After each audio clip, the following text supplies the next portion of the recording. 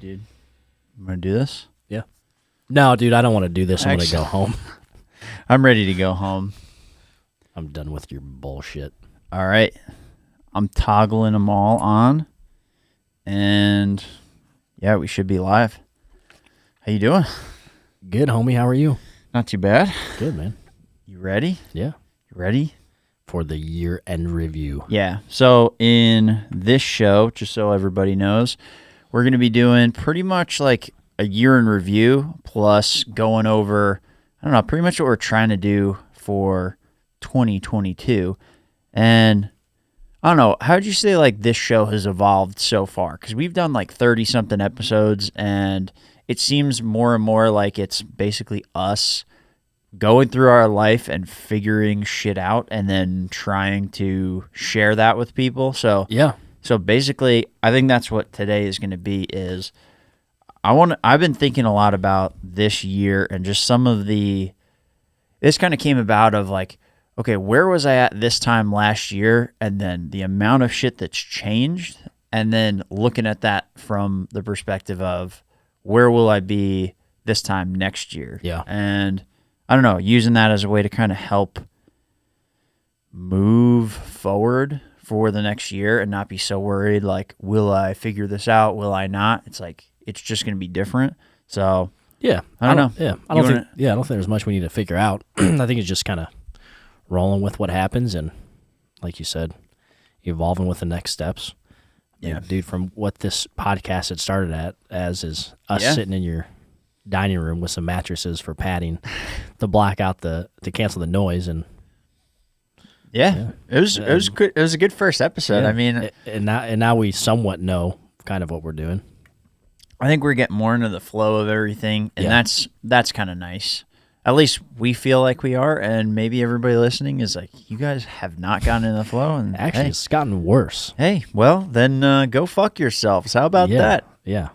So you want to listen to our podcast anyway? Too bad. Too bad, you little bitch. So, dude, do you want to kick this off? Like, yeah, let's do it. Go for it. All right. So I was looking at some timelines from this past year, just like different stuff. I didn't look in one place. It was like history.com, Wikipedia a little bit. And dude, I forgot how much stuff happened this year. Even just in the world. I guess I'm starting off with things that just happened in the world before we talk about our personal things, whatever. New president. This vaccine, younger and younger people are able to take it. By August, 4.3 million people had quit their jobs. This year? I don't know if it was just this year or if it was just in that month. Whoa. Regardless, crazy amount. Yeah. We pulled out of Afghanistan in September. Elon Musk became, I think, the richest guy for a while, $200 billion, which I don't know who is the richest now, if it's him or Bezos, but I think they kind of flip back and forth. Yeah, probably. Yeah, depending on like if the stock goes up and things like that. Yeah. And then after that, this is the thing that baffles me the most out of anything that we've kind of touched on this year, is that in October, and I'll have to look at the website and send it to you so you can put it in the reference section, that 80% of our currency was printed in the last 22 months. That article came out in October. Yeah, because we've been talking about it that it's been like 40%, and now I saw that it's up to 80%. That's wild. Absolutely wild. Yeah. So, I mean, and that's kind of been a big... So all of these things, right, have been a big reason, I think, for me, what shaped where I want to go and what we've been talking about lately with all these different, like, cryptocurrencies and all this different kind of stuff of, like, where is everything going? Who's controlling the way that the world is moving forward? And, like, how do we avoid some of this, like, craziness that we're going through now? So that's been a big part of, like, what's shaping the way that I'm thinking about this stuff. But we were talking about before with the Afghanistan stuff, like, that was the first time that you'd heard of what I was talking about? What do you mean? With the hashtag about... Oh, yeah, no, I hadn't I had not heard anything about that before. Dude, I just heard about that 3 weeks ago, that basically, like, so somebody explained it to me that he's like, you know how you heard about all these like American citizens being in Afghanistan and everything, and you're like, how did that happen? Like, where are all these people coming from? Like, how are there so many people in Afghanistan that are U.S. citizens? He's like, those are contractors and people that did like armed security and all these kinds of things, and all of a sudden they just got stuck there. So like people in our military were putting out like basically beacon calls over social media that said basically like, hey, if you've been in the military in the past, you're active, or like you've been basically like a mercenary or something along those lines, like come here and we're going to run like unofficial missions and rescue these people. And they rescued a bunch of people, I guess. Was it kind of like an undercover job? I think so. So why were they doing like a secret kind of hashtag? Or was it just like people knew about it? I guess a bunch of people knew about it. Just something to get the word out, to get enough people that would show up. So if you can get like a few hundred people or something along those lines to be able to fly over and fucking show up and help them extract these people, then you have enough like force to do it. What were the results? I don't know. I got to find out. I don't know. There's probably people still over there. I would imagine there's got to be people still over there because, yeah, it couldn't have been like a one and done type thing. Was it like something that they were getting paid for, or is it just like out of the goodness of their heart, hey, we're going to go save these people and bring them back to the States? I don't know. It might have just been the goodness of their heart, or I'm sure there's like there's people that were like donors, like there's like funds out there that basically said, hey, like we support this, and like we'll cover your airfare and we'll cover XYZ to like send you over there. I'm sure there's a bunch of like wealthy people that former military that want to back them. Yeah. Yeah. Dude, and that was honestly, that was pretty cool. That like a bunch of like Americans were just like, no, you know what? Fuck this, dude. We're going over there and we're going to like get our people back. Like, and that's like the most American shit absolutely ever. But why didn't anybody hear about this? I mean, I understand was this out in the open though? I want to do some research because obviously I don't watch a lot of news. I've said that before, but still, that's such a huge thing. Why wouldn't that be plastered on the front page of everything? I don't know.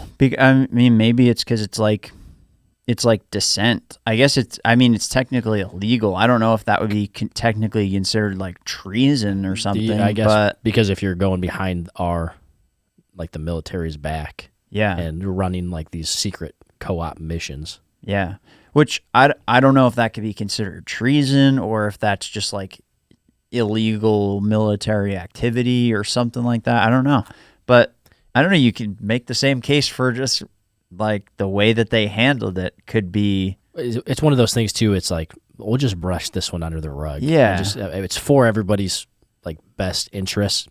Mm-hmm. Even though it might be illegal, let's not make a huge thing about it. Yeah. Wow. Yeah. So that's cool. It is pretty cool. I'm glad that there's people that did that. That's for sure. Yeah. This is like the balance is still there. Maybe it'll come out in however many years or months from now, and they'll say, hey, by the way, we got this many people out and we have solved these problems. Because come to think of it, I haven't heard much about the Taliban uprising since all that happened. No, me neither. So maybe it's getting a little leveled out. Could be. Who knows? I don't know. And it's like at this point, I don't know that I like believe anything that's coming out of there.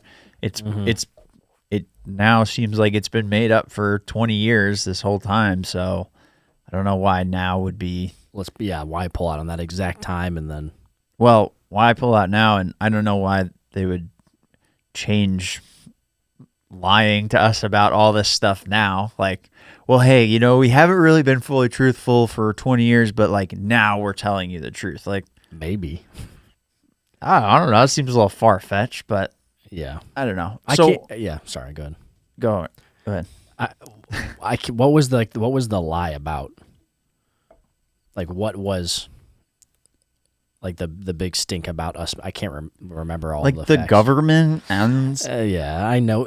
But what was like the big thing? I can't remember. It was like, we're gonna pull out now.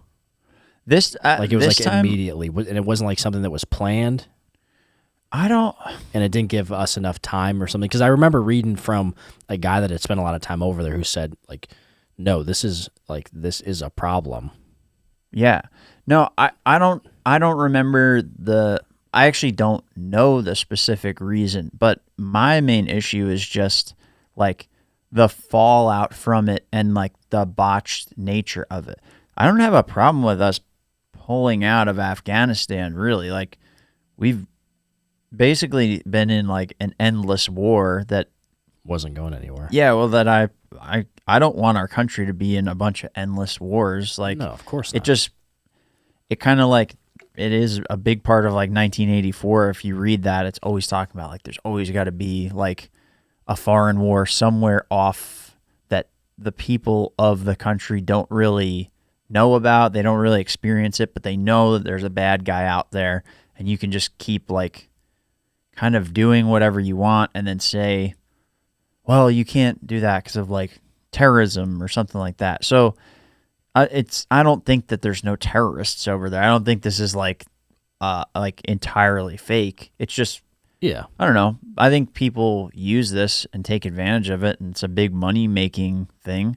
Like I talked to somebody that told me that I don't know in like 2013 or 2012 something like that in Iraq and Afghanistan, like they would just have these different people that would be there for a year, and then they would say, "Oh, we need X amount of millions of dollars to accomplish X goal." And then within a year, they wouldn't accomplish it and they'd be cycled out to the next person. And that person would just say, "Oh, I need X amount of million to do this." And so they present it to these generals who go to Congress, and then they say like, "All right, we need these hundreds of millions of dollars to do X, Y, and Z."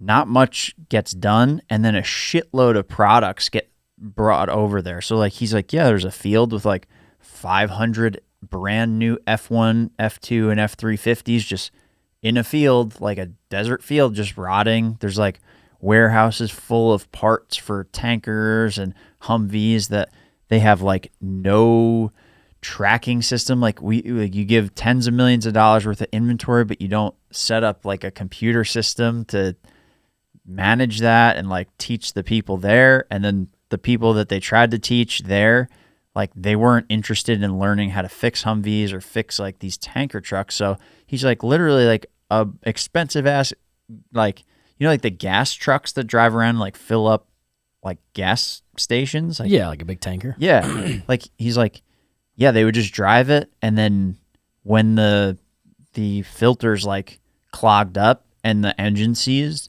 they would literally get out of the truck and just walk away. So he's like, there'd just be like these hundreds of thousands of dollar like vehicles just on the side of the road just because they don't know how to fix it. And they're like, well, they're just given to us. So like, whatever. Like, so that's the kind of shit that goes on that like, I hear that. And then you hear the things like, oh, 80% of all money in circulation. So you're talking about like the Afghan soldiers. Yeah, like yes, the stuff that was what the big issue was. That like we've spent time trying to help them and train their army and stuff, and then there's a lot of things that went unfinished. Yeah, well, and it's just like maybe they're not interested in that. Maybe there's some, but maybe they're not interested in that, and that could be. But it's just I don't know. That's hundreds of billions of dollars every year, and like we pay for that, but then. That goes to all the people that are there, and those people are all like probably in DC or these like big cities, and fucking. And what happens? All of our stuff. Yeah. Here that we need. Yeah, and then address. And then when they spend a shitload of money on that stuff, on other things that I don't know, like don't really work that great, and then like, oh man, we really fucked up. Let's print 80% of the money, like. Oh, this will make things better. Yeah, I don't know. So that's the kind of stuff that got us like on these paths of learning about crypto like we have been lately, and NFTs and all this stuff. And I want to learn a lot more about that in 2022 because like, as I'm seeing this decentralized approach to some of these things to counterbalance some of the craziness going on, that's a piece of it. But also it seems like a lot of people are moving to those things just for like regular interactions, like metaverse stuff, blockchain technologies. And I don't even understand a fraction of a percent of it, but it's pretty fascinating. Yeah, and I think that's why people are moving to it. I think a lot of it is almost intentional. It's like, oh, this is the new thing, and I want to be a little bit more involved with it. I don't think it's like, oh, we need to do this because this is the future. It's like, no, dude, the metaverse looks cool. I want to be a part of that. I want to see what it's about. Like, everybody's talking about NFTs. All these celebrities are buying, hundreds of thousands, if not millions of dollars worth of NFTs, and then flipping them overnight and then making this. I'm like, all right, that seems pretty cool. It seems like the thing to do. But maybe in all that, we're going into a direction of more decentralization, and a direction that we probably it's more of a healthy direction for us. Well, dude, economically. So one of the things that I wanted to explore, I was thinking of this idea earlier today, is like for NFTs and stuff. Let me see if so you know how like NFTs, people are like releasing some artwork with it, but then it has things like attached to it as well. I still don't really understand it, but it would be kind of cool to like release an album or something like that that's based around like NFTs, and basically you can have, maybe you sell like multiple NFTs per song and they make up like a key. Wow. So maybe if you have like artwork, then you have like the music and then something else that's like attached to it. Then maybe if you have like 3 NFTs, you can sell them, but that becomes like a key. So in order to unlock the thing that the NFT is supposed to give to you, then you have to either have all 3, or you and other people that own those like tokens need to agree. And if you agree on like the thing, then you all get the thing. So like, I don't know what that I was following you in the beginning, and then I think I fell off towards the end, but that is an awesome idea. So where did you fall off? So you buy some of these songs, or you buy the album, you have a key to unlock. Then what do you mean unlock? Unlock the NFT? So what I was learning from the guy, and this will go out on Monday, so it'll go out the episode after this, but talking with the guy Nick Schmidt about his NFT project to like clean up the environment. And basically what you can do with the NFT is, I can have this NFT be a piece of artwork, yes, but part of what it comes with, if you buy into like the first tier of it, is you have to do a trash cleanup, and that unlocks like the benefits of this NFT. So then if you do the trash cleanup, then you can be part of the organization that helps steer where like this whole project goes. So like NFTs are pieces of art, but they're tied to other things. So you can have like other things go with it. Okay. Right? So like did I tell you the Kings of Leon thing? So Kings of Leon did they did like an album as an NFT, but basically if you buy that NFT, I guess you get something with the album, who the fuck knows, but it's like also you got like, if you owned it, you would get like front row tickets at any like concert that came to your area, or like maybe any concert that you wanted to go to, but it had to be like you and one guest, but like you kind of like got some perks with it. That's cool. So I was thinking like if you could release it, and I don't know what that would be, and you can make it different for each thing, but basically like have a couple NFTs for like a song. So you have the artwork, the song, and then maybe like the music video, right?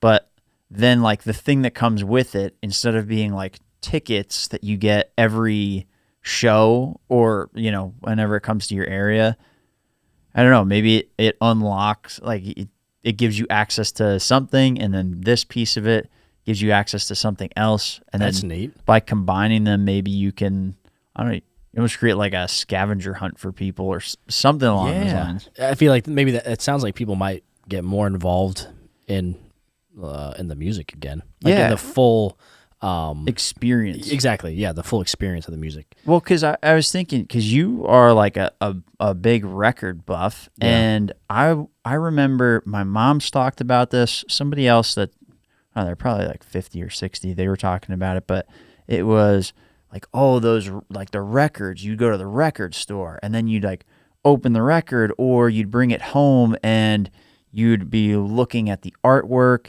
and you'd be reading it, and the lyrics, and then you had your headphones on sometimes, and you'd be kind of immersed in this like piece of art. Yeah. And I feel like I don't really do that all that much. I just get really into the music. Like I'll listen to something over and over and over and over again. But I don't know, that might be cool to create a kind of experience like that. I don't know what that would be, but something that gets people more. Yeah. Well, here's the thing too. Like I've always liked the whole experience, but I'm like you. Like sometimes you're just like, oh, I'm just listening to these songs. Cool, that's fine. Yeah. Everybody loves music. Everybody likes their songs. But like think about this. Like, do the band Kiss? Mm-hmm. They're okay. Yeah. Like during their time, amazing. They put on this show and all this stuff, but the reason they were so big is because they put on these crazy shows. They were a little bit different, a little unique, but the albums, they had this whole experience. Like you could be part of the Kiss army. Like, yeah, they just like everything was very catered to like being a huge fan of them. And on top of that, when you like have all this stuff that shows how great these bands are, it almost makes those bands larger than life. Yeah. So then when you do go to the concert and you do experience it firsthand, then you're like, whoa, like, all right, this is all coming together. Yeah. And that's why I think people appreciated the whole package more, like in the 60s, 70s, and 80s. Yeah. Because it was an experience. Yeah, and it's, and I don't know. I want to see if I can kind of recreate something like that. Yeah. So that's one of my goals for this year is something along those lines of, I do want to get an album done, and it kind of, so this brings me back to like the thing of where I was a year ago versus where I'm at now, then to where I kind of want to be in a year. So one of the aspects is music. I mean, that kicked me off down a whole rabbit hole. So I started the beginning of the year with that monthly course. So I started learning a little bit about music production with that, and then found that Musician on a Mission, and I then got real deep into the music production. This is while I was at my job, and I may or may not have been working very hard while I was still there, doing a little moonlighting. But and then the opportunity to do a podcast came up and all this shit. So I mean, that sent me down the path. But I've been wanting to get back into music and get writing and doing all this stuff, and like I've released 2 songs, like I did those start to finish, but then as the business grows and the baby, like the time slips away. So I'm like, oh, I got to do it an hour a day or this or that. And I just I'm not making progress. So I was reading some of the things that I wrote this time last year of, I need to record these songs. I want to put out an album. And so I think for 2022, the way that I'm going to do it is actually, because I can, with the way that I have the stuff set up, is set like a day a week, at least like a 6-hour or 8-hour like work day on music, and chip away at that for 1 day a week. So if you break that down over the course of the year, that's 52 full days of working on music. And with 52 full days of like being in the studio, I can definitely get an album done.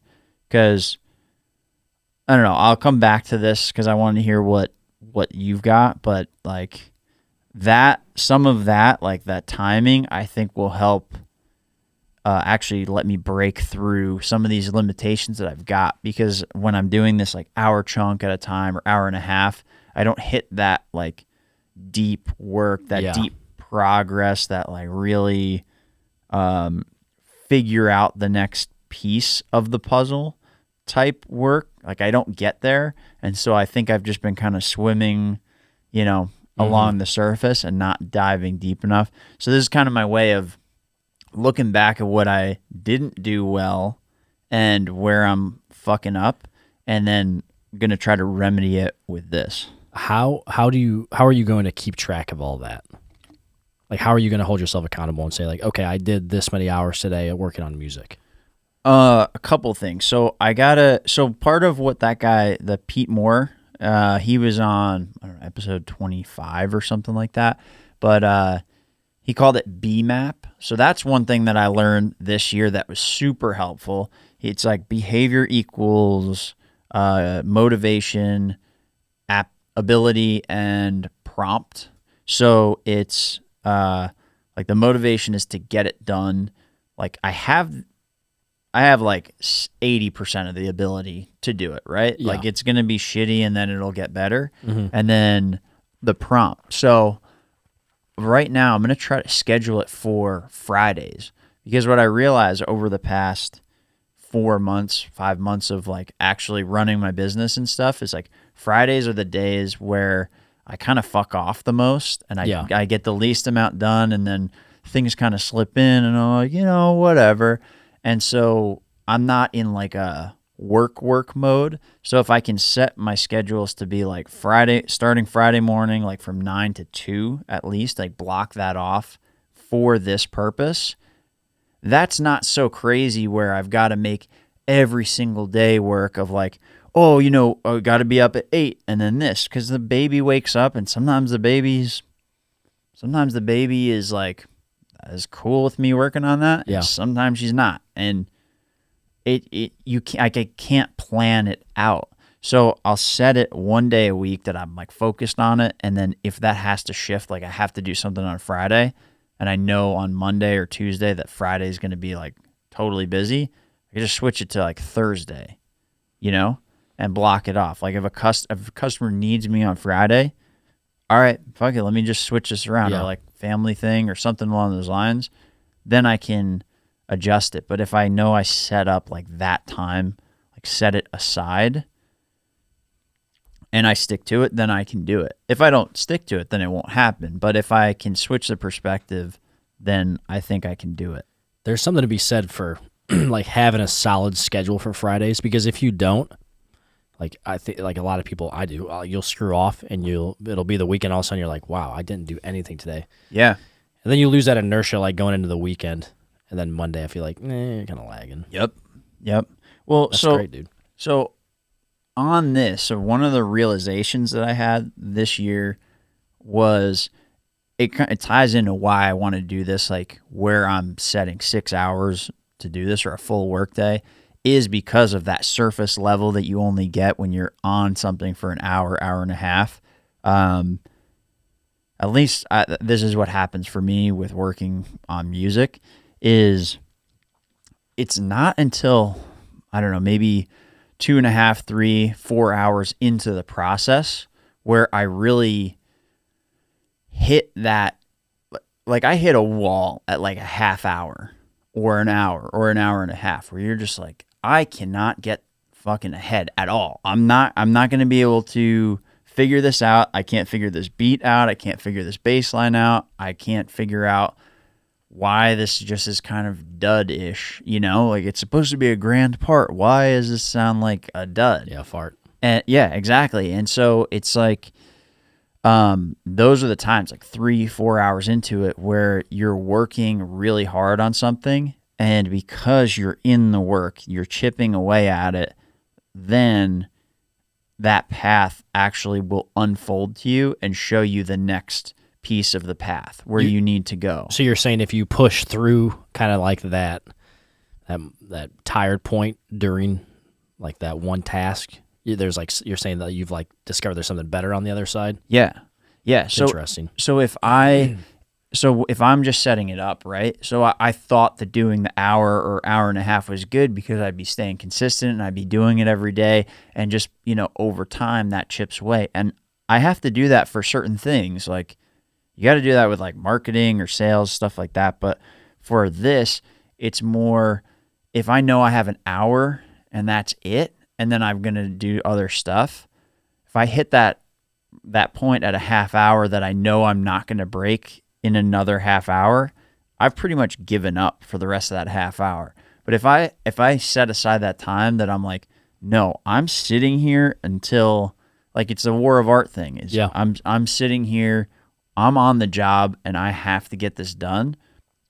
Your mind shifts from, well, I can get away with it, to how do I figure this out? So that's kind of a realization I had, is unless you're doing the work, unless you are in it, unless you're like putting everything that you've got into something, then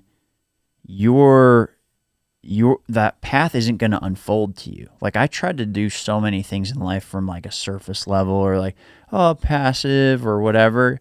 And dude, that was a realization I had this year, that is just, if I don't dive into it, like if you don't dive into something like full bore, like the path is not going to open up for you. The universe doesn't give that to you. It's almost like a secret that it tells you is like, hey, we got a secret right here. Yeah. And then like you just have to chip away and it opens, and then you go like, I fucking figured it out.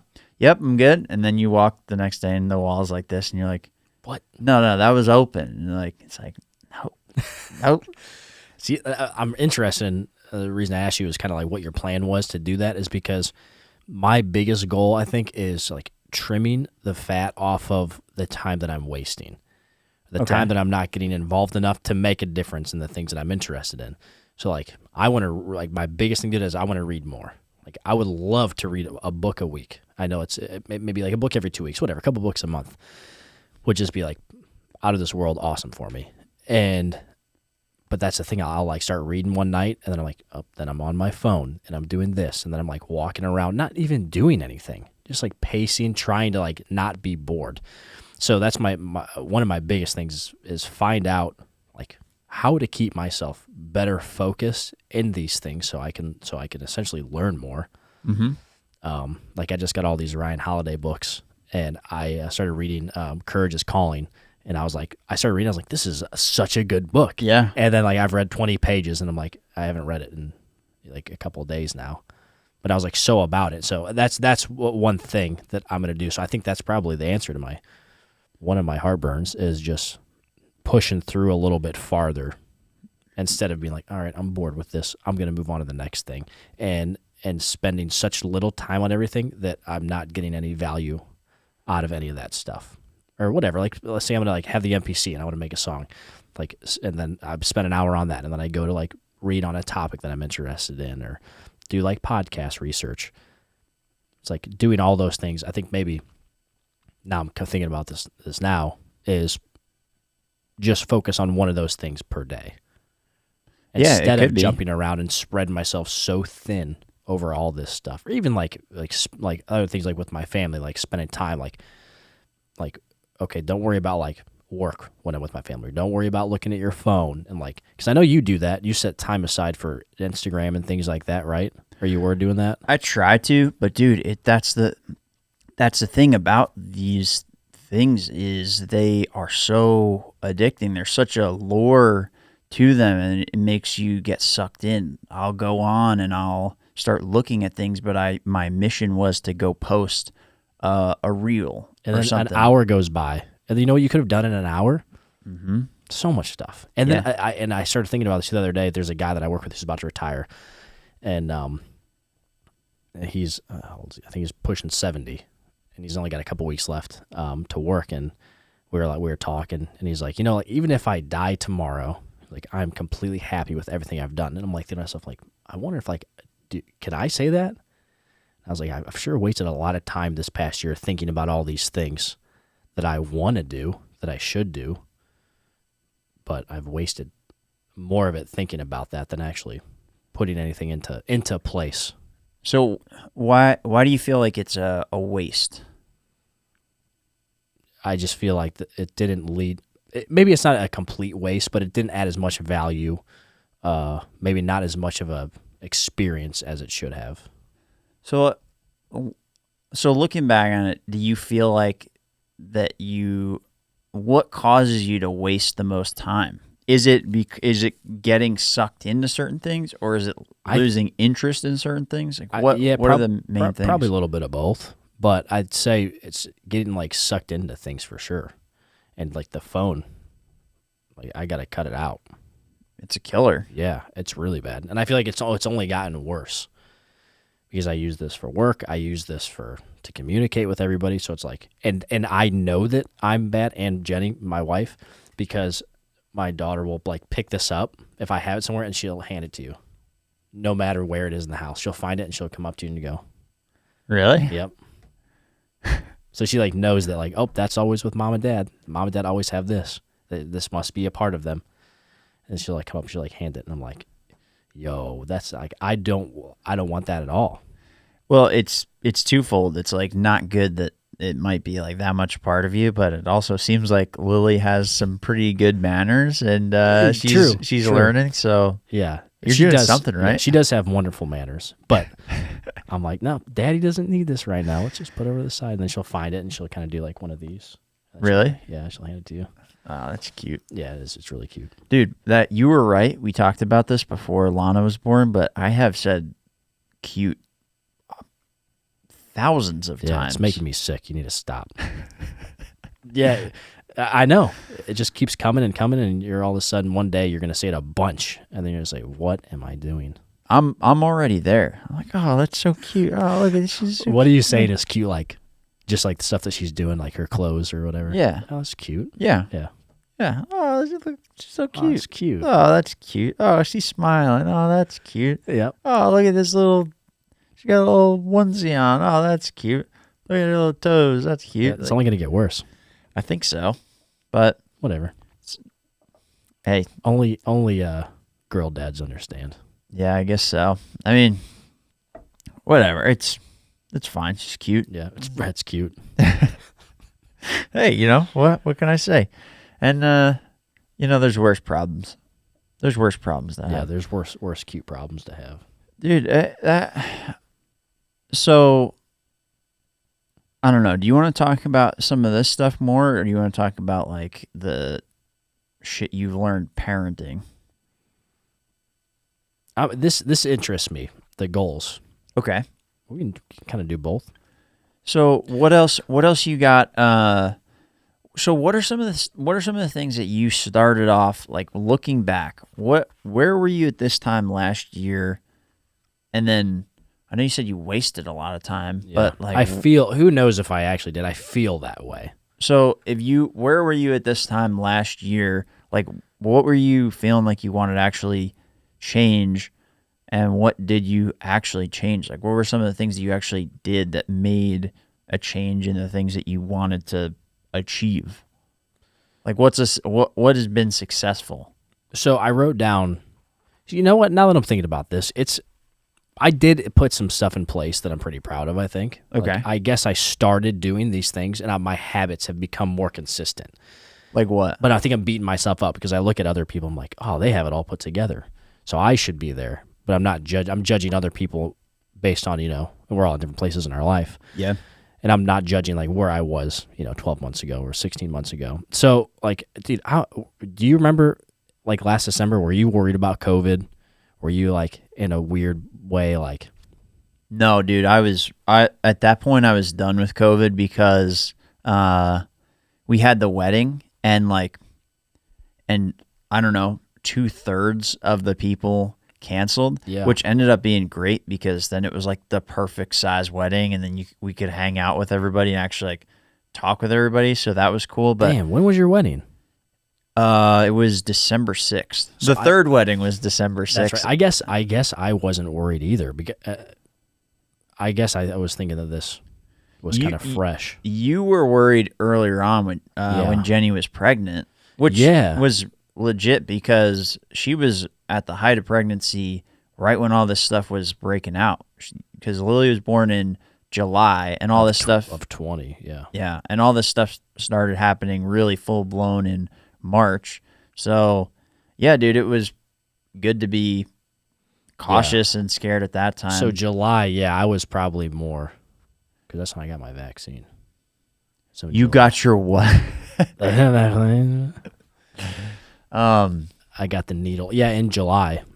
So Yeah. I guess after all that, I was a little bit less stressed out. So I guess in December, I wasn't. December they were ramping up everything like you're gonna die, and then everybody was like, "Oh my god, You're gonna die. I'm gonna die." And then you talk to people that are like, "I'm really sorry, we can't come to your wedding." It's like, "Oh, we understand." And that was like, there's maybe 10 out of the 80 people that canceled that I was like, I totally understand. You're either old or you got like something wrong. And then we had people that were like, I'm really sorry, I can't come. I know that I've been on a plane. One person had literally flown back and forth between 2 COVID hotspots, 8 flights in 3 weeks back and forth, a week before our wedding. And they're like, really sorry, I can't come. We're really terrified of COVID. I was like, fuck you, dude. Like, what the fuck? And then another person is like, terrified. Another person was like, thanks, friend. Yeah, it was like, oh, well, we can't come. We were just out of the country at like a party spot literally 2 weeks ago. But now, like, we're really, really scared now. And it was like, and that was was a point where I was like, you know what? Fuck these people, dude. Like, I don't even care anymore. Here's the thing, too, dude, that this is all kind of giving everybody an easy out to certain stuff. And I don't know where I was talking to somebody or something today about it. It's like, all right, you live in an apartment complex, right? And you're having these issues and your faucet's leaking and you got mold or whatever the case may be. And you walk up to the main office and it says like, cannot enter due to COVID. Please send email or call this number. Dude, it's an easy way for people just to dodge all their problems. Yeah, really. And then have to deal with them just one by one, nice and easy. Oh, that's true. I didn't even think of like the spreading out of your problems. Exactly. Yeah. It's like, oh, okay, I'm gonna check a couple emails today. Oh, all right. I got Jimmy done. Got him. All right. Oh, Chris is next. Let's see what Chris has got going on. Yeah. Can't yell at me through email. Yeah, you just piss everybody off even more, though. Yeah. But then it's like people have accepted that. They're like, oh, I understand. They don't want us in there because I might have COVID. It doesn't give you an excuse not to make sure everybody in your zone has been helped or whatever the case may be. You know what I'm saying? Yeah. Yeah. Dude, that's another realization I had this year is just how fucking ridiculous the world can get and like how many people can get bought into this bullshit. Dude, I'm fucking done with COVID. Like Omicron, like, dude, it's like they're having a tough time finding people that are like dying from it, and then all of a sudden it's like, oh, all the things that are like alternate treatments, they're not going to work on this one. We really don't know why, but it's just not going to work. So you're going to need to get another thing. So it's like, you know what? At this point, dude, this is not to be like incendiary or anything, but like all these people came down from up north, and like there's a bunch of like people our age. Like, do you still wear a mask in most places? No. If you still... Unless I have to, I will. If it's like if I have to, I will. Or if somebody asks me to, I have no problem doing that. Yeah. But no. Like if you go into like a medical place, you can assume that you're going to have... Like I had to wear that urgent care. Like I went to urgent care today because like, I've had like a dry cough and a fever. And Are you like serious? all that. No. But like I went to urgent care today to get like my leg checked out. And like you can know that you're gonna have to wear a mask in like a health place. Like I get it, but if you're just like a regular guy like our age, wearing a mask while you're driving by yourself with the windows up, yeah, that's real bad. But if you're our age-ish, 30-ish range, and like you don't have any health problems, and like you don't directly take care of somebody that has health problems, like I have no respect for you. Like I really like if I see you and you're my age and you have like a beard and outdoor clothing on, like dude, I'm sorry. Like I really don't respect you as a man. I like respect you as a person maybe, but like see, you're a pussy, dude. Like that's like, what are you doing? I don't even really care. I'm just like, that's cool, man. You want to do that? That's fine. If they feel that they need to do that. I'm talking about people that are like our age. If you're like older or something. Yeah. Like, I get it. Like, do whatever the fuck you want. It's not like I'm gonna go like yell at that person, but as just man to man, I don't have any respect for you anymore. I don't. That doesn't get me as bad as being in the car by yourself wearing a mask. Because dude, I see people and I'm like, what's going on?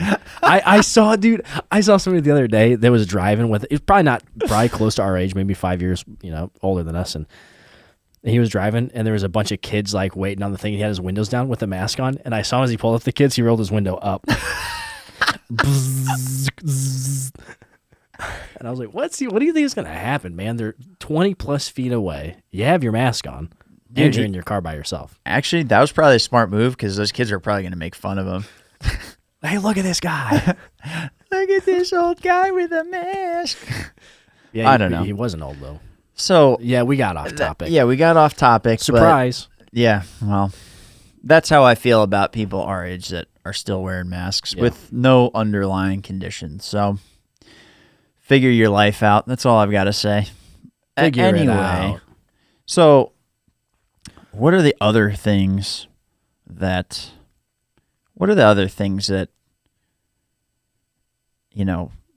what should we do?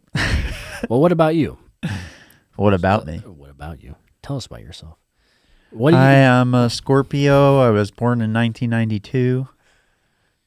Like, what else are you trying to focus on in the coming year?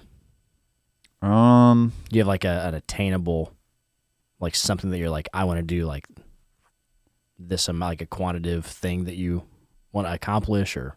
Yeah. So this year, like, I want to do a couple things. I want to get enough customers that I have like a small stable of customers that are like bringing enough recurring revenue each month to basically pay my house expenses, like our living expenses and the business expenses. Mm-hmm.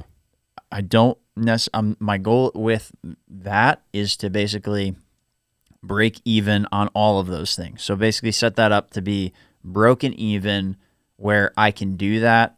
I'm learning a bunch. I'm helping these customers and I can move that along. And I think that's attainable because I think I can get there with anywhere from like, I'm going to say the number is roughly about 10 customers that I need to get and have that recurring each month. Dude, that's for sure attainable. It's less than one customer a month. Yeah, I think so, and I think I could probably get a couple per month to get going, and by doing that, I'm going to learn a shitload, so I can either charge more or I can outsource certain things. I don't know what that'll be, but basically, I want to build that up so I'm like flat, right? Mm-hmm. At least, so that way, the work is a steady amount of work. I can like know that my expenses are covered, maybe make some, and then that way if I lose somebody, I'll be like flat. Yeah. Right? That's smart. So I want to have that piece. I want to grow this thing.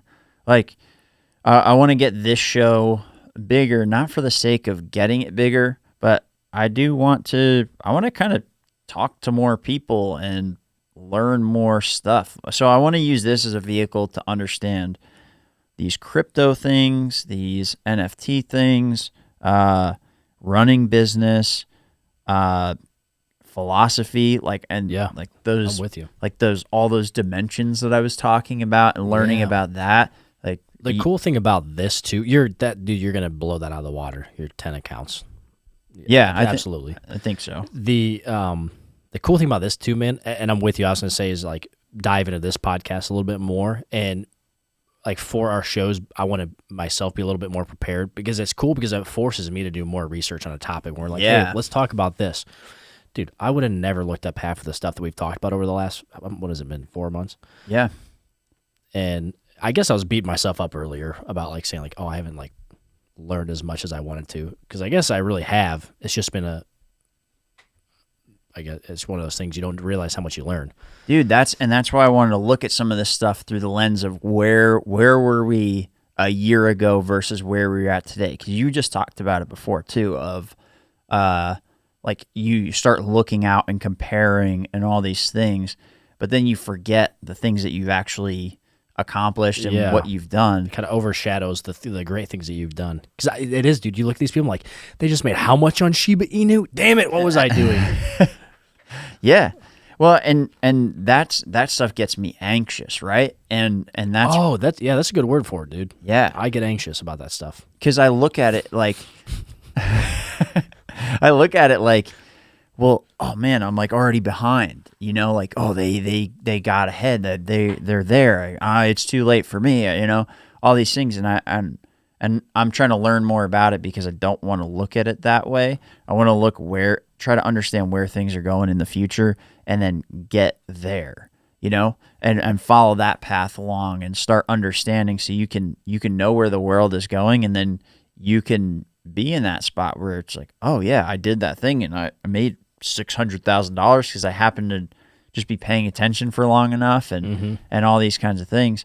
But yeah, by doing the podcast, it forces you to learn. And when you look back, you realize, like, I didn't know anything about putting all this stuff together. I didn't know anything about what we would talk about. Didn't know anything about audiences. I didn't know anything about the industry, what people are looking for, all these things. And by and large, I still don't, but I know so much more than I used. I know a lot more about a lot of this stuff than 99% of people. Oh yeah. And I know way more than I used to.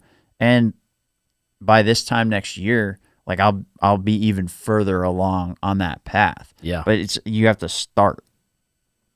I think people that like look out, like I can tell you that you've progressed so much more than you probably have even realized. Yeah. Like just watching the stuff that you put online, the stuff that we talk about here, the things you're doing in your life, you know, I mean, since you left your corporate job and done all this stuff, like, dude, you've done like a ton of amazing stuff. Yeah. You probably don't even realize you've done half of it. No, and that's the thing of why I want to go back and take inventory, because it does alleviate some of that anxiety of, well, I haven't done anything, you know, and I'm falling behind already, because you know how I operate. Like that's where I'm at all the time. It's like, oh yeah, you built all this stuff. That's awesome. Are you like stoked? And I'm like, I guess kind of, but you know, I was thinking about this thing and that thing and this. You're always looking for the next thing. Yeah. Yeah. And so I think taking stock of this year has been at least helpful. I don't know, the past couple of days as I'm doing this exercise, I think it's helping me realize, like, all right, you got a bunch of shit done. That's a bunch of life transformations, having a kid, leaving a job, starting a company, starting a podcast, doing all this stuff. It's been a crazy year, dude. Yeah. Yeah, I guess on the positive side of things, maybe you could probably agree with me on this, is that we found all the things that found out more things that we know we don't want to do in the new year. That's true. Things that we want to stay away from. If you're looking at it from a more positive, you know, aspect. For me, like wasting time, I know that like, okay, this year is going to be better in that aspect. Yeah. But, dude, there's a lot of things. Yeah, there's a good way to put it though. Taking inventory and sitting down and looking at some of this stuff, or us having this conversation. And this is like, if people don't know, this is the first time we're talking about this. So Yeah. I'm gonna come out of this with some good stuff. Yeah. Well, so so that's like a couple of things. I got some other things that I want to do, but what are you trying to do this year? I want to, and that's what I was kind of leading into, is like how Lily wants to like hand me her phone, and I'm like seeing like these little different things that she's doing, and I want to really be more involved with like her learning. So Okay. I want to spend more time with her. Like I want to at least say like obviously I want to spend every time I'm not like at work doing something, I want to spend with my wife and my daughter. But I want to spend like 30 to 45 minutes every night, like reading and like doing different stuff. Because I feel like that's one thing that too I'm behind on with her, is like we'll read to her. She loves books. You've seen her. She just picks up books and hands them to people and stuff. But you know, stuff like that, I think I want to put like a time amount so I know that I'm at least doing enough. Like try to be more, you know, like present with that stuff. Do you feel like you're present with it now? I'm becoming more present. I feel that I am, but Okay. but I've made it more of a like an effort to do that. I still have a long way to go, but for sure from where I came from, you know what the biggest thing is too. You get your like screen time at the end of the week, It's like, you've spent 7 hours a day on your phone. Yeah. Like, holy shit. Yeah. And I got one time when it was like real high like that, and I was like, all right, dude, that's it. I'm putting this down. It's gonna be high because I use this for everything. It's like a computer. But I saw that and I was like, yeah, dude, I need to be more present. It was a bit of a wake up call. Yeah. Yeah. Yeah. Well, and a part of what's been kind of waking me up to that idea of trying to be more present and all these kinds of things is having a baby now, but also comparing that to watching you and Greg have babies that are a year and a year and a half and a year and a quarter, basically like ahead of us, right? So, and the milestones are different. So it's weird. It's time is changing in those moments, right? So I have my daughter who I'm with every day, and I see these like mini milestones, right? Like today she seems to have been able to kind of swing her arm in a little bit more of an intentional way than she did before. And I'm seeing these like micro mini milestones. Whereas with you and Greg, like your daughters, I got to see once a week, once every other week, once a month. Sometimes they get shifted, and sometimes it'd be more, sometimes it'd be less. And so the changes were a little bit more drastic. And so like time was kind of flying by, and then they're getting older and like they're getting more capable. And that one time we were hanging out sitting in your lanai, and all of a sudden Lily's like, I don't know, she's like 7 months old and like climbing up these like lawn chairs and shit, figuring out how to get. She would just pop up on there and sit up and just hang out with us. Yeah. And so seeing that and that time kind of like flying by, it felt short in some ways, but it felt, oh, that takes like a long time because I wouldn't see for like a month. Yeah. And it's like, oh yeah, that's a while. It's 6 months. Oh, that's X amount of time. And it's fucking with my head because when you're in the moments of feeding her for an hour or 2 hours at night and doing that once or twice a night, and then you're with her and you can't put her down, and like you're holding her and doing all these things, it's so long in those moments, especially when you're like sleep deprived and everything, but it's all of a sudden time is going so fast with those things. And when you stop to look at different longer periods of intervals, that is shorter and shorter.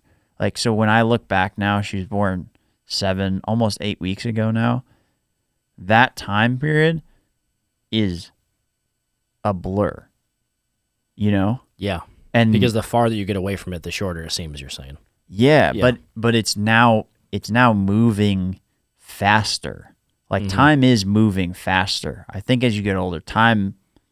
Yeah. Whether it's like a conceptual, it's like my dad always has told me that. He goes, the closer you get to the end, the faster it goes. There's a like a quantive or some like space quantum physics term for it. Yeah. I'm trying to think. I just learned this too recently. Like exponential something. Yeah. Is that what it is? Well, like an exponential curve is like something that goes up, and then as you move along, it like gets steeper and steeper. It could be. It could be like something like that. It's a phenomenon. Exponential decline. Yeah, it's a phenomenon. Yeah, the closer you get to the end of something, the quicker it becomes. Yeah, dude, and it's getting faster, and part of it is those nights when I'm just, it's kind of pissing me off. Like I gotta do this, or like want to like read my phone or have a book or whatever, and I'm like, stop making that the focus. Make the focus to be present here with your daughter, and then if you can then read or you can watch a YouTube video while you're giving her the bottle, then okay, that's a benefit. But I was realizing that I was making the priority like watching this like video or like reading this book while I'm feeding her. It's like, no, I'm going to fucking miss it. Like this window only happens once. You're going to miss it. Dude, like I was like flipping through these pictures the other day. Just like, look at this. Whatever. I'll just scroll up a little bit. Right. What month are we in right now? December. All right. Dude, this was Lily, April 4th. What the fuck? Really? Just isn't that crazy? It's like, dude, she's so little. Dude, take a bunch of pictures because all of a sudden you'll look back at stuff and you'll be like, whoa, all right, a bunch of time has passed. But I think when they're younger, they develop a little bit quicker fast. or something because, yeah, like all of a sudden one day I'm like, oh, shoot, her hair's in her eyes, so now we got to like put little rubber bands, give her little ponytails or pigtails. There's like a point where she had like no hair. Yeah. And that was her like, so that would have been like her like 8 months. 8 months ago? And at 8 months old? Yeah. Yeah, I'm sorry. Yeah, like 8 months old. So she and 8 months was ago. just about to start walking. Yeah. 8 and 8. Jesus. Dude, she's so small. I know. Just crazy. It is crazy. And I think it's that comparison, too, that I'm seeing is like, she was so small. She's been so small this whole time. Malia's been so small this whole time. And then we have a brand new baby, and now she's real small. And Lily's walking, Malia's walking now, and she's like starting to talk, dude. Mm-hmm. Like, yeah, Malia almost talks more than Lily does. Dude, it's crazy how. So like, Malia's fucking smart. I think she's gonna be real smart because, like, she is kind of talking, and then, like, she started looking at Lana. Lana was in like the car seat thing, and she was looking at her on Christmas. And I went like, and she knows how to go. She knows that. Yeah. That. And so I go, that's a baby. That's a baby. And she go, that's a ba. And then I go, that's a baby. And she go, yeah. Like, yeah, I get it. Like, that's a baby. Dude, she was giving Lily like snacks. Really? She was like handing her goldfish. Like Lily was like giving her like, like pointing like, what you got over there? And she was like, put them on the table. And they were like trading little goldfish back and forth. Really? Yeah. Little barter babies. Yeah. And then Millie was like trying to like take something and Lily gave her a little push. And we're like, no. Yeah. But yeah, she knew like, oh, there's another little baby. She probably wants some of these things. Dude. Yeah, she's smart, dude. Dude, she is. And then the next day I went, that's a baby. And she went, that's a baby. Like, she like almost said it. I was like, holy shit. She was like 14 months old or something. Yeah. That's awesome. It's wild, dude. Yeah. It's given me some real perspective, I think. And dude, this is something that I kind of realized this year too, was, I think we've talked about this before, but this kind of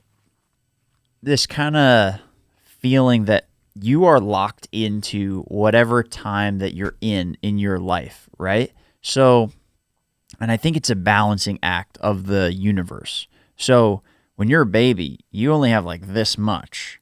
Like, it's like you're looking through like a tiny window of information, right? And then when you're a teenager, it's like a little bit wider. And then as an adult, it's a little wider. And then when you get older, it's even wider. But as you pass into these next stages of life, and it's almost like year to year, really, maybe every 2 years as you get older, but like, you only have access to that frequency of life. Yeah. So you don't have access to what it's like to be young and process the world from a perspective of being young. And I think it's a balancing act because if you were older, right, and you have all these experiences, you were young, you were a teenager, you were a young adult, you were an adult, you were a parent, you were a grandparent, like, you have all these experiences, so you can understand a lot, right? But you can't, it's like quantum mechanically impossible for you to experience what it's like to be a little kid in today's time. And so it prevents like predation from an older generation or a different generation on the young, because they can still prey on them and distort them and send them in the wrong direction. But there's always going to be a certain amount of young people that see the world from a perspective that is not available to the older. So like we're seeing this with some of these like NFTs and crypto stuff is like there's a younger group that is, like Neil was saying, is like, we don't agree to that anymore. And I don't know, I think the universe kind of has this like built-in thing that doesn't let different ages access the mind, a certain part of that generation. Mm-hmm. You're right, dude. Because if you want to like know something about the future, you go and you pick someone's brain that's on the younger scale. Like, because somebody that's younger, they're closer to the future than say somebody that's 60, 70 years old. If you want to learn about the past, then you talk to those people that have lived through stuff already. And that's why I think so many people have a hard time wrapping their mind around like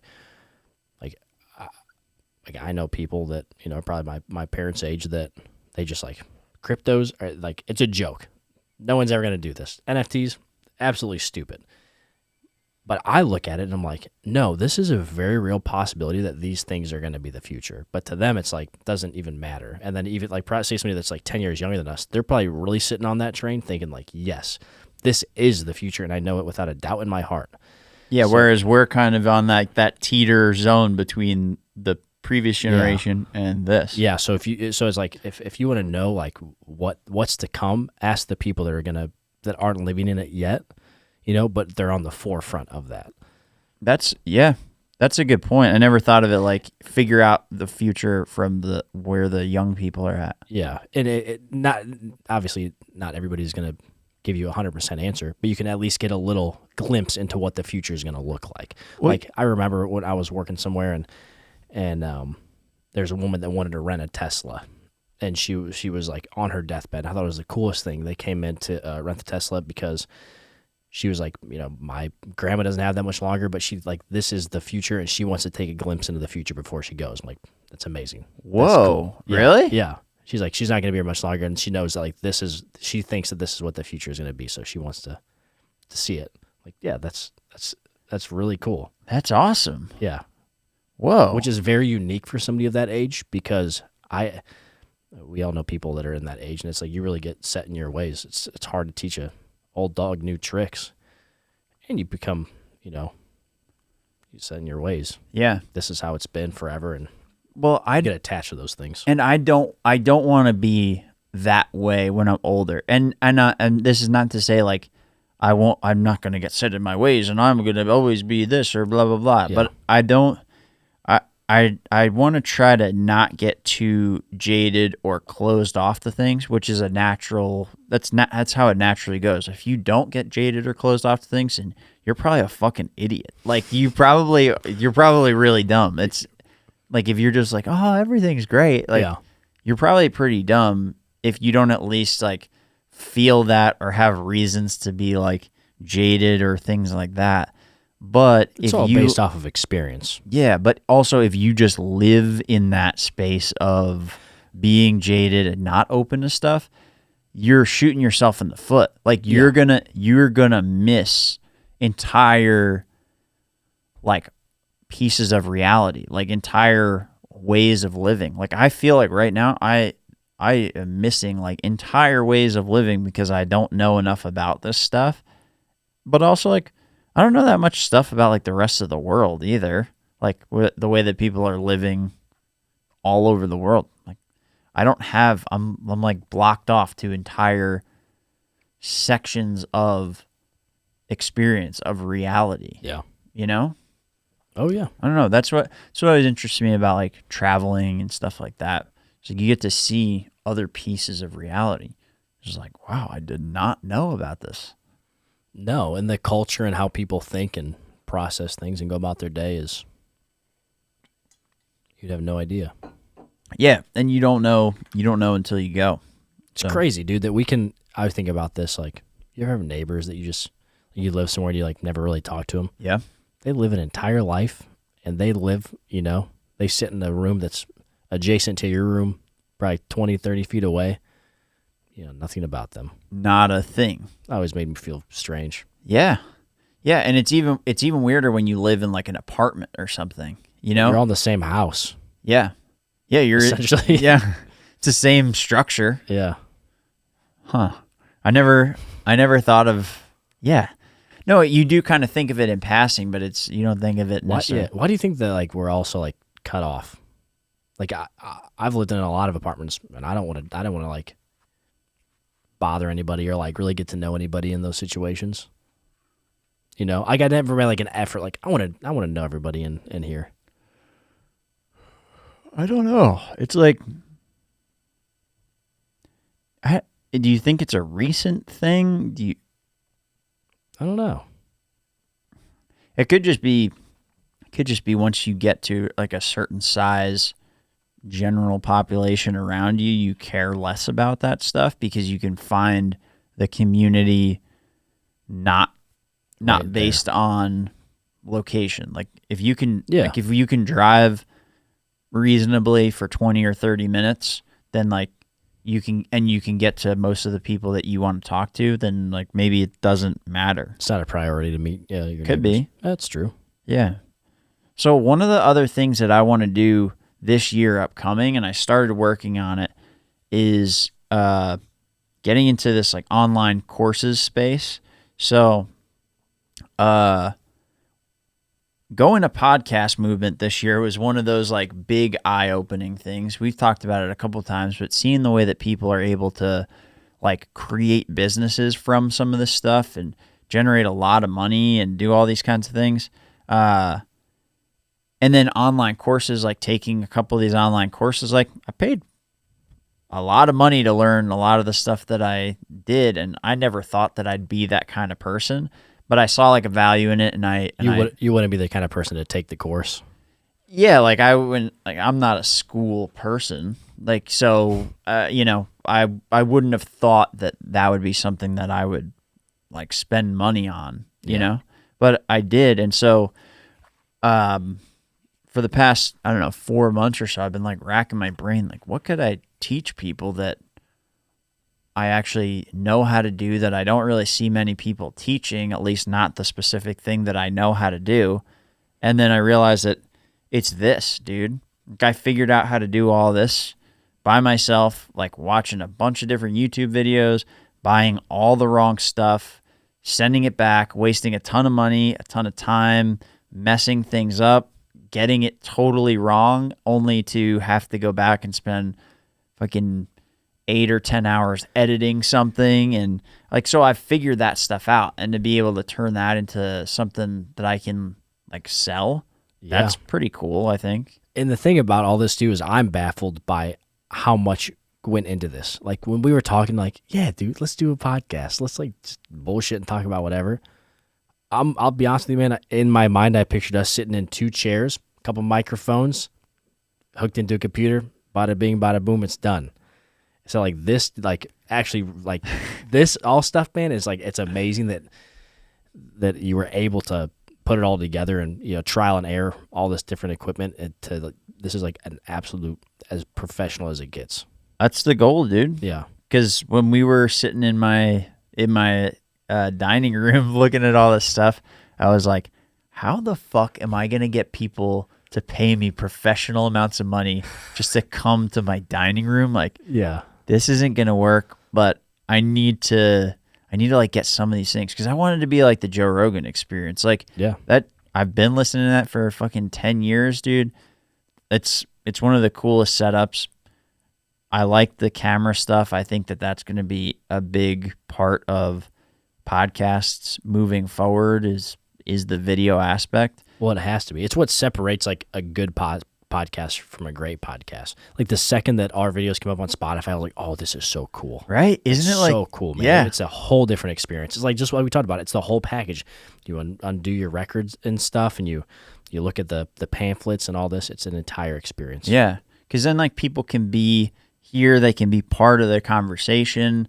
Like, I don't know, that's cool. Like, Yeah.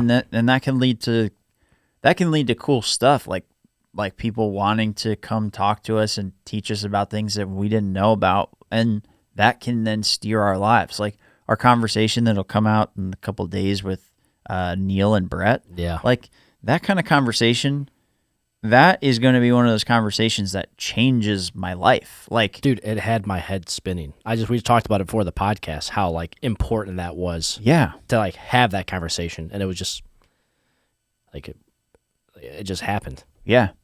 Yeah, dude. And if we weren't doing this, then we never would have had that. You never would have met those guys. Yeah, never would have met those guys. But also, like, I think, something about doing it at this level kind of made us like show up professionally and like, well, we're going to have him on the screen and then we're going to, have Brett here and then it's going to be both of us. And then, so we've got the cameras and then you have the Zoom piece of it streaming in as well. So it's like, he's here for the listeners. Like he sounds like he's not here, but he's here. If you're listening or watching, like he's here with us, you know?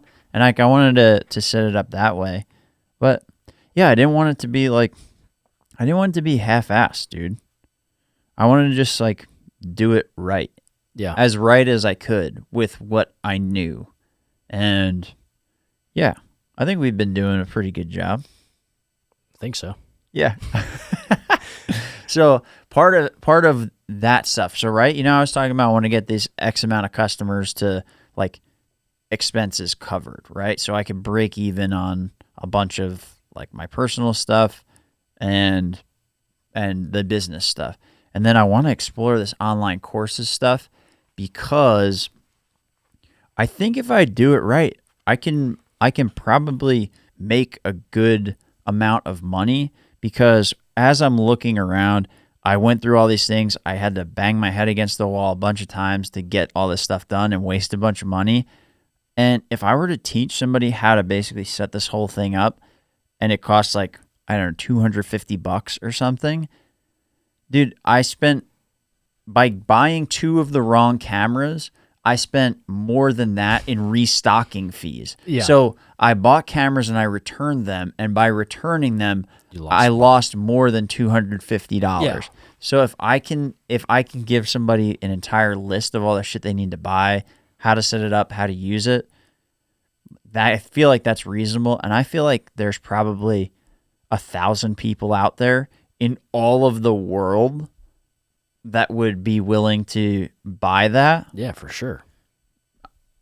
I don't know. I could be totally wrong, but I don't think that's a very reasonable assumption. I don't think that that's crazy. So by breaking it down like that, if I can get my expenses like there taken care of and then use this as a way to then like make some money in this, that'll kind of teach me how this space works because there's a lot of money to be made in teaching people things. And when you look at a lot of these other, like the courses and the guy, the Poddex guy, like I know the name's funny, but like he puts out good shit. Like if you're a podcaster and you want to learn some stuff, follow that guy's Instagram page. Legit, it's like every 3 days he puts something out there that you read and you're like, yep, going to incorporate this. This will probably help me a lot. And it's basically one of the things he said is you don't have to be an expert. People don't necessarily need you to be an expert. They just need you to be further along than they are. Yeah. So if you can show people the path forward, then you can help them. Like I might be more beneficial to more people because I'm not an expert. And kind of like that thing we were talking about of being able, like being old versus young, like you don't have access to the youth anymore. You're in that golden spot. I still have access to what it's like to be a fucking idiot and not know anything about You'll always have that. Well, yes, but I still know what it's like to not know what I'm doing and being like totally like flustered and, well, I don't know. Will this make sense? Why should I buy this? This video says this, or this video says that. I don't know if I should buy that kind of thing. And then will that look kind of how I want it to look? And then blah, blah, blah. And it's like, all right, well, I totally get it. I do this. If you want to do stuff with multiple cameras and have it sound professional and look professional, here's what I use. Here's why I use it. And here's how I use it. Choose to get other shit if you want, because it'll still work. But like, if you want to just do it this way, like, here it is. That's the cool part, though, about what you've done. and kind of going off and like starting by yourself and not diving into too many videos is that you've made those mistakes, because there's nothing better when you're trying to help somebody and they're like, well, I want to get this type of camera. And you can be like, you don't want that type of camera. And I know this because I had to go through all this, dude. Yeah. And then explain that process. And whatever, people take the advice, they don't take the advice. But you have that background and you've used those cameras and you know that that's not the right equipment to get. Yeah. Versus just watching other videos of people that never had those cameras. They can tell you that those aren't the right cameras to get, or they might tell you that they are the right cameras to get and they're not. Yeah. But just having that experience, man, it goes a long way. Yeah. Little by little. And even just, it's like the teaching of stuff that I've done. I don't have to be an expert. I'm not claiming to be an expert. There's so much shit that I have no idea how it works. Like there's probably 30 things in this whole setup that I don't fully know how they work, and I'll learn them over time. And then I could share that with people over time. And you can get other people to come in and share things with the people that took your course and build a community online and kind of, build up another stream of revenue. And then those people can teach you stuff and you can learn from them and they can learn from you. And I don't know, I want to create that kind of thing and see what happens there. Is there you're familiar with master classes? Yeah. Is there like a podcast master class? There might be, and there's a lot of online courses for podcasting, right? Get your podcast started. Do this, like start your podcast, start this kind of podcast. Here's what you can use. Here's the type of equipment, blah, blah, blah. I started watching stuff, and there is like the microphone thing. Like there's 10 full pages, and they're all the same. And there's videos. 100 yep. It's like 100 videos of telling you almost the same shit. Yeah. But what I'm trying to do with this is like, I realized that running a multi-camera podcast production with like professional quality audio and like good quality cameras, there's almost nothing out there that goes as in depth as I want to go with this. And there's not many people out there that are answering the questions that will inevitably come up if you decide, hey, I need to do this because I want to start my own business. I want to start my own podcast, or like my boss wants me to do this or something. I don't fucking know anything about this. Where do I start? Dude, follow this. Here's a list of the equipment that you got to buy and run with it. So that's kind of the idea. That's the thing too. Like a lot of these videos, they leave a lot of stuff left out that could be put in there. And I know that, like you said, you don't want to half-ass anything. And I know you're not a person that will half-ass anything, so a lot of your stuff is pretty in-depth. Mm-hmm. I mean, you know probably more about that Roadcaster than 90% of people that own a Roadcaster. That could be true. That's possible. Yeah. But then it comes back to that comparison thing, because I watch videos on YouTube where people are talking about these things from like a more in-depth technical audio engineer perspective, and I'm like, fuck, I don't know anything. But you're always going to have those people. Yeah. But then you watch some of the stuff they share and you're like, oh, I got that. Like, awesome. Thank you for sharing that. Like, I appreciate it. Like, I can either use it for myself. I can help other people with it. I can refer people to that video. Like that resource is out there. So I want to create something like that where people can understand these things. I can make money from it. Like, definitely want to make money. I've got no shame in that. Yeah, this is not for money. I spend money and then not make any money. But no, I think so. That's something that I want to do. That's one of the things that I'm looking to do in the next year. I mean, do you have anything like that? Like, do you have anything that you're, I don't know, even if it's just an idea? No, I mean, I want to continue like doing this every week. Yeah. Like no missed days. Mm-hmm. Because if there's one thing that I've learned over this last year is like consistency is, if you have consistency on something, eventually you will accomplish whatever you're trying to do. Yeah. So, no, dude. Other than make sure I hit this every week. Why do you? So you were saying this as we were talking before, but like, why do you want to actually do this? Like, what? Why? I think for twofold is one, it's probably a little selfish because I like to do this. It's fun. We get to meet up every Wednesday and talk about stuff. I get to learn all kinds of great things, and I get to research things. And then the other thing is, like, I feel like eventually, or if we haven't already, we're gonna add some kind of value to other people's lives. Yeah. So I think some of this is it's very interesting stuff, and my eyes have been open to certain things we've talked about, and I think that if it's been open to me, I'm sure other people listening will enjoy it too. It's just fun, dude. Yeah. I'm having a good time doing it. Yeah, dude. It's been fun. Yeah. I'm in the same boat as I see other people doing cool shit with their lives, and I don't know. I spent so much time in the past trying to like be like that person, or like wishing I had that, or saying like I've got to do it the same way. And now I look at other people doing stuff like that as basically like, I can do that too. Like I can make that for myself. And part of us doing this is like making that for myself or for ourselves. Is I want to learn cool shit. Yeah. I want to talk to cool people. I want to not go to a job that I fucking hate. And that's what I'm trying to do with this stuff. Because it could ultimately fail and I have to go get a job or something like that.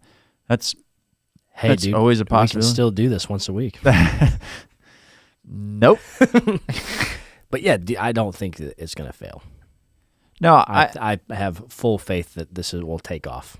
Yeah, I think we'll be all right. Because I'm learning a bunch of shit too as we go through this. And yeah, I think people will, if people actually start listening and tuning in, like we have a few people that listen like consistently, but I think if a lot of people hear some of this stuff, I think it can help a lot of people. I don't want to be saying, like ideas of grandeur, but yeah, I think it can help people. No, dude, a small idea can it can open the doorway for other things. So part of that is finding like these online communities, and I'm gonna spend more time on Reddit, I think, going forward to try to. We need to. Yeah, because I want to help people on there too. Like I've been in the podcasting groups, like things come up where people ask questions like, oh, what should I do for this? Or I'm thinking of starting a video podcast and blah, blah, blah. And so, like, I don't know, just helping more people there. And that'll ultimately lead back to the crash course that I'm going to put out, and the courses and this podcast. Ultimately, it'll all help it grow. So it's cool that you're finding different avenues. It's like almost the stuff is almost like, oh, that's common sense, do this. But then you've infiltrated each of these to a degree that I think has opened the door for the next thing. Like, all right, like Spotify, whatever. You started posting that stuff on there, and then we went to, then you started getting the videos on Spotify, and then we just started going live on Facebook. It's like these small steps, dude, that if you wouldn't have started somewhere, we wouldn't be sitting here today. Yeah, dude. And nobody watched the first live stream. Like there was literally 0 people that tuned in. Yeah. That's fine. Whatever. And then like one person tuned into something, and then I posted something, and the guy was like, "Hey, actually, I may have posted something incorrectly because I posted something about that NFT project, and I don't think that's supposed to come out until next week." And somebody like commented on it, like, "Where can I learn more about this?" And so I think I fucked up, but yeah, whatever. I shared the website for the Clean Lands project, and that's kind of cool. It was just like, I think it was like some Indian guy or something like, where can I learn more about your NFTs? Yeah, that's fantastic. Like, all right, cool. I didn't fucking expect that. Oh, but great, Chris. You just lost one of our followers. I'm sorry. I'm sorry, Pradeep. I did not mean to offend you. I'm very thankful that you are interested in this NFT project. Please come back. I'm curious if you're listening to this right now. What has been interesting? Like, have you got any feedback on like, hey, this is a great topic. These things are cool. We like to learn about these. No, dude, not really. And that's what I'm trying to get more feedback on. Like, I get a couple of pieces that people are interested in. Like, I was talking to an old buddy of mine, Dylan. He's like, I put out like a post like, what are you trying to learn more about in 2021? He's like, NFTs and stuff, and he shared something with me. It's like an online marketplace. It's like an app. They have their own cryptocurrency, but you can basically convert that to other stuff, I think to Ethereum. And just by like me putting that question out of like, what are you guys trying to learn about? He told me about that, and I kind of got to learn a little bit, but no, not in terms of like what people are listening to and stuff like that. And I want to know about that. That is the primary reason why I'm trying all these different avenues and everything. It's like, I want to fucking engage with people. I want to talk to people. It's like, if you guys have something that you like want to tell us or like give us feedback, like, dude, we've got so many avenues. Instagram, pod inbox, fucking nothing would make us happier than for people to start telling us what they want to hear, leaving some things on pod inbox. Yeah. I am pumped for the day that somebody asks a question or leaves something. Dude, me too. It'll be the start of something new, so. Hell yeah. Dude, and you know who does that pretty well? There's a guy, his name's Tanner Campbell, and he's got this podcast called Podcasting Sucks. And he's been in the industry for, I don't know, probably 10 years or something like that. He is a fucking wealth of knowledge. And Really? that's what he does. He has a pod inbox. People like send their questions in. He plays it at the beginning of the episode, and then he answers the questions. And they're anywhere from like 5 minutes to 20, 30 minutes. And he puts out like one each work day. Like, so he's got 5 a week to go out, and it's super helpful shit. Like, I don't listen to every single one because it's 5 a week, but yeah, dude, that's how I found out about the Anchor stuff, like putting it on Spotify to get the videos on there, and I don't know, a bunch of other stuff that just like the younger listeners are on Spotify. Here's where certain things are happening. Here's like some apps that you can use. Here's what I think about certain kind of microphone or certain kind of setup, and like, I left a voicemail and he played a clip, and I was listening. And I was like, shit, that's me, dude. That's cool. That's awesome. Yeah. It was on one of his shows. Yeah, That's really cool. so that was cool. So I want to do more shit like that and just get more involved with the audience. Yeah. So if you I'm with guys you, man. if you guys want to if you guys want to reach out to us, Give us a call. give us a call, you little bitches. Dude, what else is there? Is there anything else that you... All right, we've talked about what we... Dude, we always get off on these tangents. Whatever. We talked about what we kind of want to do. We've talked about what we have done. What do you think is going to actually happen with like the world next year or yourself? What do you like? What do you... All right, you started off. What do you think's going to happen? As far as just like the biggest thing that I hear people talking about, like on top of like the COVID stuff, it's like supply chain problems. Like I think it's gonna get a little worse before it gets better, but I think, dude, like by the end of the year, I think we're gonna be rocking and rolling. Yeah? I think so. I hope so. That's my prediction. Based on anything, or... No, I feel like people have got to be at least getting something figured out by now. Like these companies, like trucking companies that can't get people to load the trucks. Like, okay, we've been doing this shit for how long now? Like, Yeah. I'm not an expert on any of this, but it seems like if I was, that I would at least have like leaders. The thing a leader does is they always have a plan in place, whether it's going to be for like failing or succeeding. So I feel like there should be some stuff that should be getting better. Yeah. Because it feels like it's been so long. So that's what I'm basing it off of. Good. Well, you're optimistic, Yeah. which I appreciate. Yeah. I don't know. I think one thing that I predict is that I think a lot of people are going to be doing more like virtual reality stuff. I think that's going to get pretty big in the next year. I think it's already probably big now, and I just don't know about it, and I'll get more aware of it and be like, look, my prediction was totally accurate. Yeah. But I think that's going to get more common, and that'll be weird. We'll see how that shakes out. I'm with you. I thought about that too. Yeah. I mean, just with like the Oculus and the metaverse and all that stuff coming out, and people showing more interest. The younger generation, even below us, I think is really going to run with that stuff. Yeah. Like think about like the kids that play Fortnite. They've already been doing that for a while. Sure. Yeah, that's true.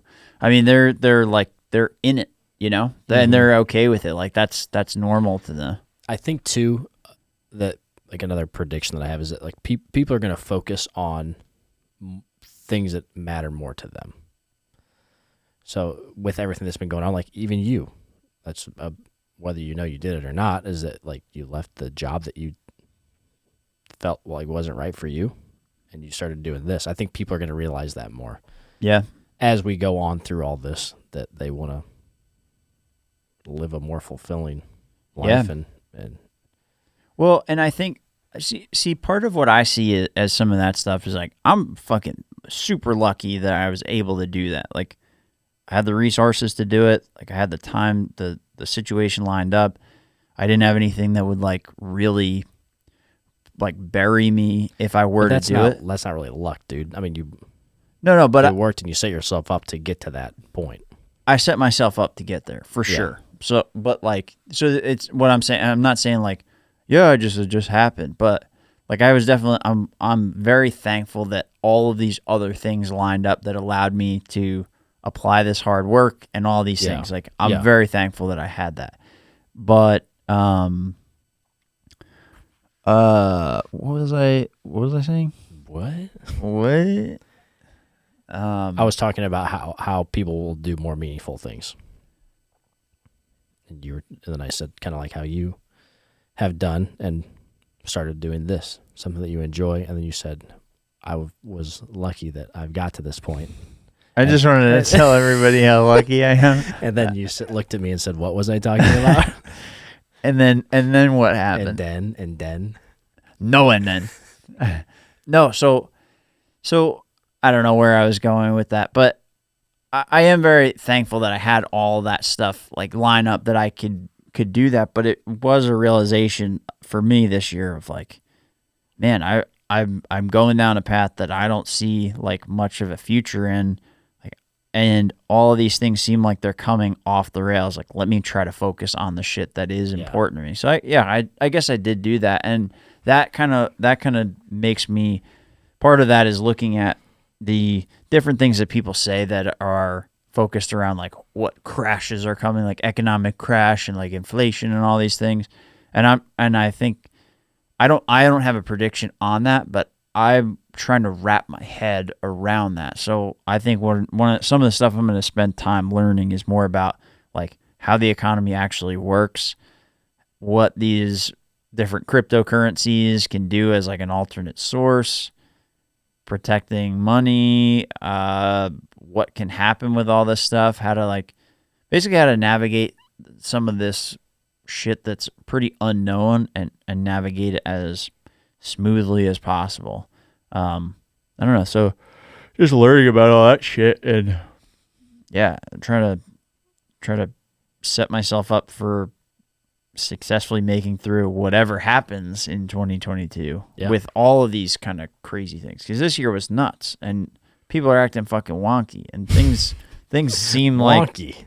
Things seem like, I don't know, I never would have thought X would have happened, or I never would have thought Y would have happened. So when somebody talks about like, yeah, they printed 80% of the money and the dollar's going to crash, and you're like, doesn't seem that crazy. So let me learn about this stuff and see how I can do that. And then, dude, that's the other crazy thing too. That was the last thing on my timeline. So we did the 80% of our currency has been created in the last 22 months, and then a month after that, or 2 months after that, Bitcoin hit its all-time high. Yeah, correlation. It could be. It could be like the sentiment that people are looking at is like, well, if that's gonna happen, I'm fucking getting out of this shit. Yeah, I don't know. That guy, the Rich Dad Poor Dad guy. Robert Kiyosaki, he's like, buy gold, silver, Bitcoin, and bullets. Is that what he said? Yeah, Bitcoin and bullets. Bitcoin and bullets. Yeah. So I mean, I don't know. I'm looking at some of that stuff too. I just want to. I think part of it is too. I need to put some money into it and just like immerse myself. That's what I did with stocks and shit a few years ago, and then I learned a bunch of stuff, and then I realized like, wow, none of this makes almost any sense. Yeah. It's a gamble, man. Everything's a gamble, but yeah, and just keep moving. And I don't know. I think that's pretty much it. You have anything else that you're thinking of for next year? Or? No, dude. I'm sure I will the second we walk out of here on my drive home. Yeah. Oh, one other thing that I am going to try to start learning about is this woo-woo stuff, the like other dimensions and shit.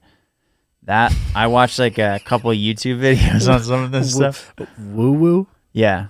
Like, spell it for me. Can you use it in a sentence, please? Is it like W-U-W-U? Woo-woo? No, I think it's like W-O-O. W-O-O. Like woo-woo, kind of like. Oh, that's not an actual term? No, it's a term. Oh. I don't know that it's a technical term, but some of these things where people are talking about like other dimensions shit. Yeah.